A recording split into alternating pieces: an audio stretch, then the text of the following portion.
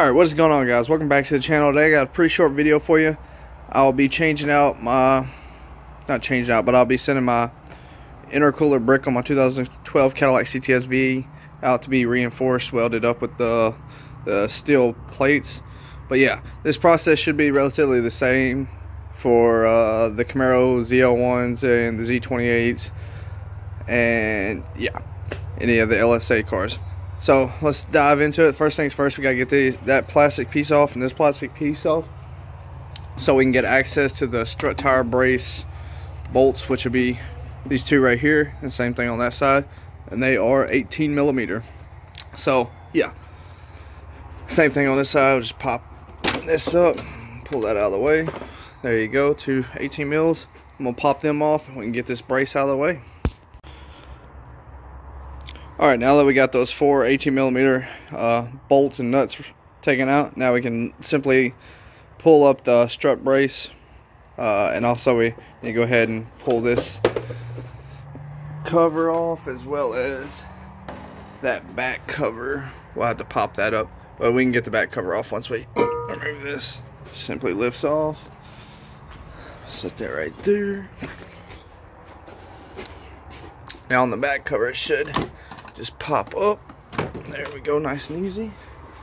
Just set that out of the way. Alright, and yeah, there'll be these 10 millimeter bolts all the way around this supercharger lid, or this lid, and we'll just go around those, taking all of them off. So I believe it's 16 or 17 of them, but yeah, let's get into that now. One quick note too, I went ahead and loosened all the lid bolts, but also there's a 10 mil right here, a 10 mil right here for the sensor. Just unbolt those bolts and the sensor should just lift straight out. And this one, we're just going to disconnect it, right? Just disconnect the connector. So yeah, and leave that all on the lid. We also have to disconnect the two hoses right here. So yeah, let me go ahead and get my bolts all the way out. Alright, now that I got all the 10 mil bolts out, keep in mind there are 10 mil bolts for the fuel rail. There's one right there. I guess that's the only one. You don't have to remove that.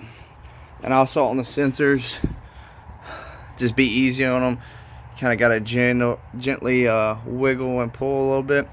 As you can see, it's got a nice little O-ring. Same thing on this other sensor. And then this one, just pull it up on that tab right there. Be careful not to break it off, and pull it slightly out. Went ahead and undone my hose clamps and twisted the hose a little bit with my vice grips. That way those hoses should come out pretty smoothly. As you can see, got all the bolts out. We can go ahead and lift the lid off. However, I got to pull these hoses off.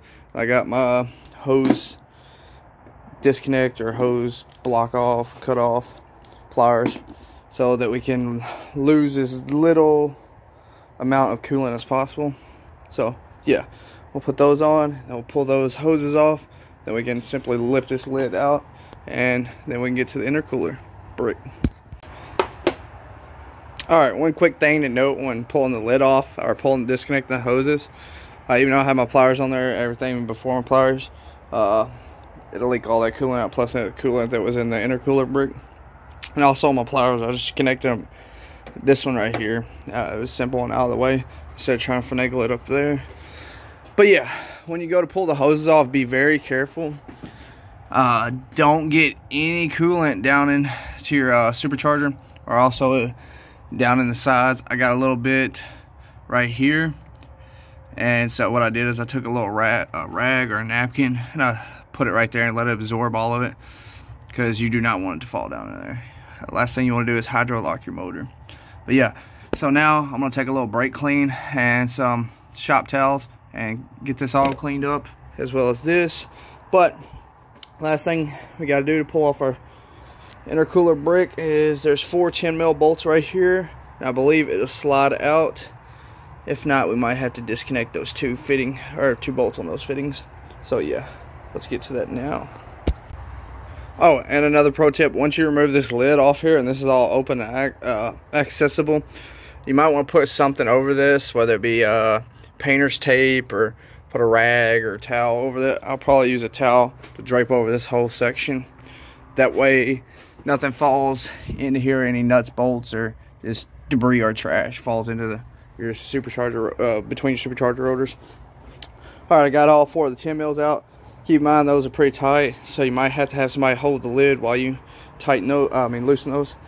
And I did not have to take out the 2 plugs for 2 bolts for the fittings on the front. It just simply slides out. Now keep in mind, mine, I had to take a little force to get in there, but yeah. And also be careful, don't pry against this. I was able to do it with my hands.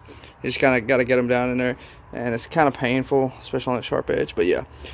And as you can see, 2 O-rings on them, but yeah, that just slides right out. And there is our intercooler brick, and this one's looking really bad. But yeah, I'm gonna be sending this out to get, they'll be doing a low pH clean and flush whatnot, as well as they'll check it for any leaks or any damage on the fins. Looks like that fin might be damaged right there, but yeah. And then they'll be welding in. Dude, this thing is really light. And one thing, the CTS-Vs are a little bit better than the ZL1s is, I believe we have a thicker intercooler brick than they do. I think theirs is a little bit thinner. However, both intercooler bricks really suck on the OEM intercooler bricks on the Gen 2 LSAs. Really suck. They're known to collapse under boost, or not even really boost, because a lot of people had their intercooler bricks collapse without any mods, you know, stock car, and different mileage. It's not like a high mileage thing or a low mileage. It's just all over the place. But yeah, gotta get this cleaned up, put a towel over this, and then we can also clean the lid out, and then we can package that up and have that sent out. Yeah, thanks for watching, guys. Please smash that like button if you found any of this information useful or helpful at all. And I'll see y'all in the next video. Remember to put it all back together, reverse process. Make sure to change out this gasket, but and this the gasket for the lid. But yeah, see you in the next video.